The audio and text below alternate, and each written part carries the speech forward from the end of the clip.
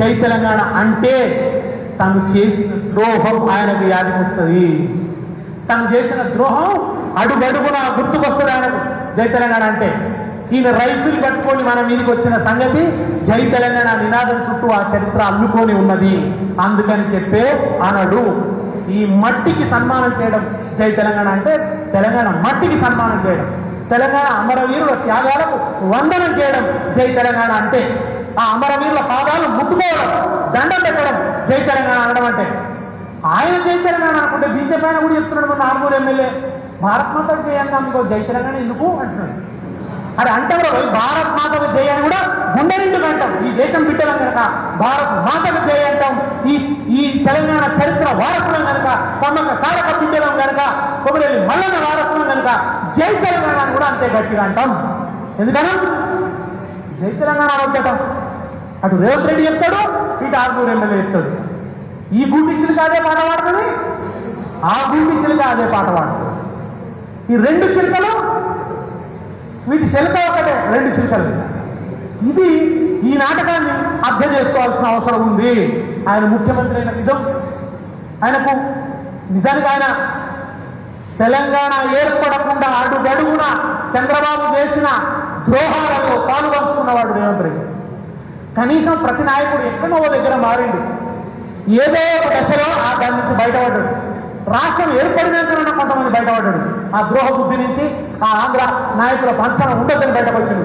ఏ దశలోనూ బయటపడని వాడు రేవంత్ రెడ్డి. ఇప్పటికీ ఇంకా అదే పాదసేవ చేస్తున్నవాడే రేవంత్ రెడ్డి.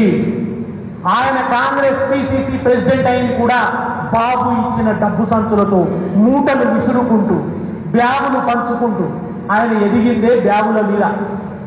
ఆయన పేరు బ్యాగు బాబ్జీ.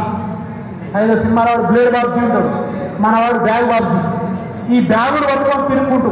అందుకే మొన్న బడ్జెట్ అప్పుడు ఏమైందంటే ఆ బడ్జెట్ బ్యాగు తెచ్చి ఇచ్చిండు ఆర్థిక శాఖ కార్యదర్శి. ఈయంగానే రేవంత్ రెడ్డి బ్యాగును అటు ఇటు చూస్తున్నాడు, ఇట్లా ఇట్లా.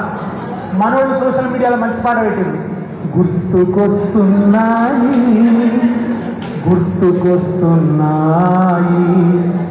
ఎదలోతులో ఏముండనో నిదురించు జ్ఞాపకాలు నిద్రలేస్తున్నాయి గుర్తుకొస్తున్నాయి గుర్తుకొస్తున్నాయి. కనుక ఆయనకు అప్పుడు చంద్రబాబు బ్యాగులు, ఇప్పుడు రాహుల్ గాంధీకి బ్యాగులు. ప్రజల బాగోగులు చూడరా అని మనమంటే వాళ్ళిద్దరు బ్యాగోగులు చూస్తున్నాడు. మన బాగోగులు చూస్తలేడు, వాళ్ళ బ్యాగోగులు చూస్తున్నాడు. అది వాళ్ళ నడుస్తున్నటువంటి నాటకం.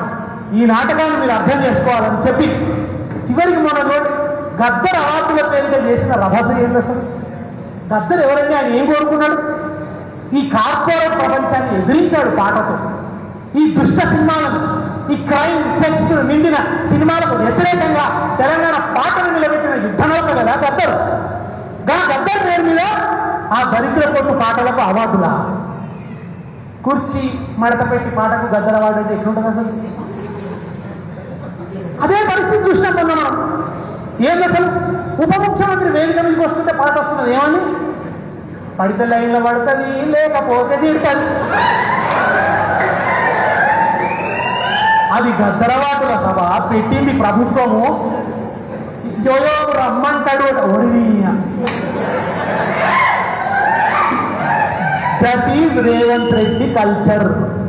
ఇవాళ రేవంత్ రెడ్డి తెలంగాణలో తెస్తున్న కల్చర్ అది. Is not culture, is a vulture. అంటే రాబండు. అర్థం చేసుకోండి. ఆయనకు వాళ్ళతో రాసుకొని పూసుకొని తిరగాలి. కనీసం వచ్చిన తెలుగు సినిమా అంటారు ఆవిడ మాట వరుసగా జై తెలంగాణ అంటే ఈయన అనడు. మన ముఖం ఇట్లా చూస్తుంటాడు కానీ అనడు.